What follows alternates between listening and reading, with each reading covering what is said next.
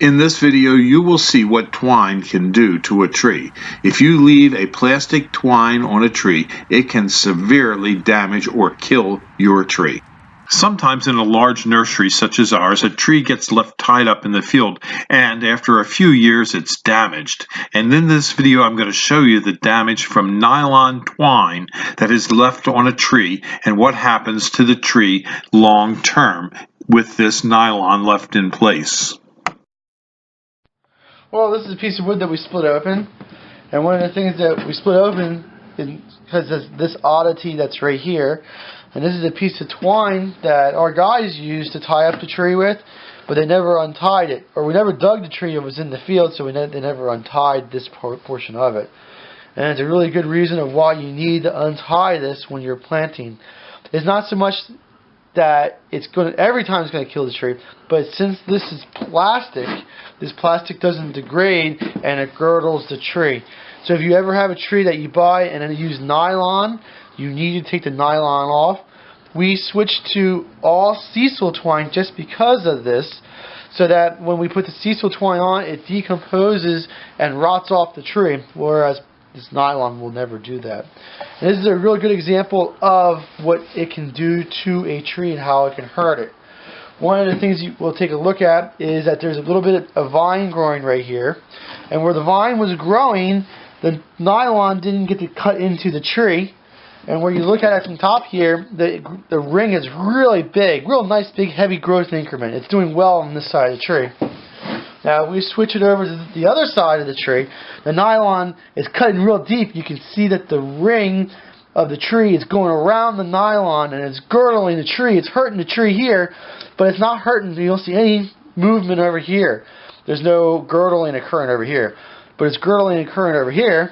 And as a response, the ring is much smaller on this side of the tree, much smaller than this side. So this is basically the width of my finger, and this one here is a fourth of the width of my finger. So what you're telling me, Michael, is that the poison ivy helped the tree?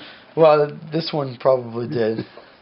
But it's just, you also see there's a real big dig out where the nylon goes in and hurts the tree. Okay, now why is it fatter on this side of the tree than this side of the tree? So if you see this bump right here, this bump is created because of how the tree itself is working. And when energy is moved through the tree, it moves through special cells called sleeve tubes, or we call it phloem. And that phloem is genetically made to go down the tree. And what I was told in school was that sleeve tubes are imagined like they're a bunch of balloons connected to one another. And if the tree wants to move energy downward, it pushes pressure on the one balloon, forcing juices from that one balloon out, and it forces it downward. So pushing, the energy squirts out, moves down to the next cell. That next cell contracts, energy goes down. That's how it moves downward. So you imagine the energy is being squished downward and downward and downward and downward, and it gets down to here where the constriction's at. Well, when these cells try to push it downward, it can't. So it just continuously builds up pressure and gets greater and greater pressure, and that's why it blows out in that direction.